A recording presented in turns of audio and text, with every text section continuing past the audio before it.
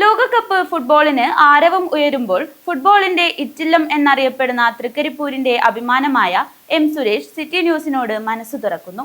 മുൻ ദേശീയ ഫുട്ബോൾ താരമായ എം സുരേഷ് അർജന്റീനയുടെ കടുത്ത ആരാധകനാണ്.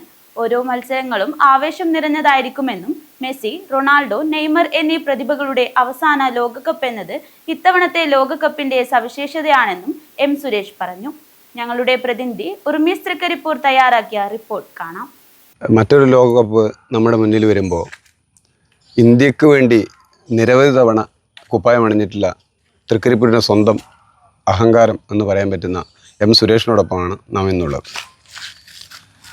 ഇപ്പോൾ അന്തർദേശീയ മത്സരങ്ങളിൽ നിരവധി തവണ കളിച്ചിട്ടുണ്ട് എന്ന പരിചയം വെച്ച് ഇപ്പോഴത്തെ ലോകകപ്പിൽ ഏത് ടീമിനായിരിക്കും വിജയം പ്രതീക്ഷിക്കുന്നത്?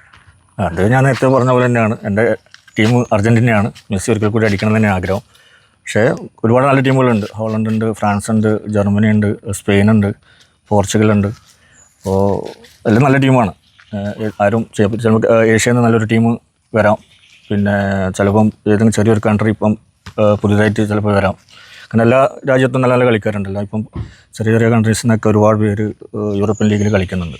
അപ്പോൾ ഏതെങ്കിലും നല്ല കളിക്കുന്നവരെന്തായാലും എത്തും. എൻ്റെ ഇതിൽ അർജൻറ്റീന അടിക്കണം തന്നെയാണ്. അർജൻറ്റീനക്കൊപ്പം സാധ്യതയുള്ള മറ്റ് സുരേഷ് സാധ്യത നൽകുന്ന ടീമുകൾ ഏതൊക്കെയാണ്?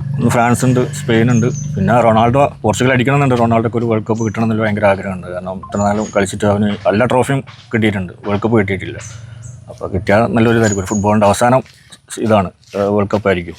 റൊണാൾഡോൻ്റെയും മെസ്സിൻ്റെയും ഇതൊക്കെ റൊണാൾഡോക്ക് കിട്ടിയാലും നല്ല ഒരു ലോകകപ്പിൽ പ്രസിദ്ധമായ സെനഗൽ വന്നതുപോലെ പുതിയ ഏതെങ്കിലും ടീമുകൾ വരികയും അവർ സെമിയോ അല്ലെങ്കിൽ ഫൈനലോ കാണുമെന്ന് പ്രതീക്ഷിക്കണം.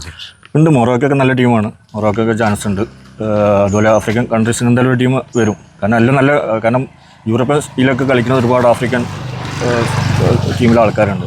അപ്പോൾ എനിക്കത് നല്ല ടീം വരാൻ ചാൻസ് ഉണ്ട്. ഏഷ്യയിൽ നിന്ന് ചിലപ്പോൾ ഒരു ടീം വരാൻ ചാൻസ് ഉണ്ട്. ജപ്പാനോ കൊറിയ, ജപ്പാനായിരിക്കും ചാൻസ് എന്ന് വിചാരിക്കുന്നു.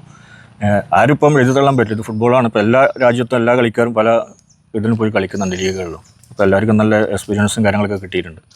എനിക്ക് തോന്നുന്നു ഏതെങ്കിലും ഒരു പുതിയൊരു രാജ്യം അല്ലെങ്കിൽ പുതിയൊരു പ്ലെയർ തന്നെ ചിലപ്പം ഉദയം ചെയ്യാൻ ചാൻസ് ഉണ്ട്.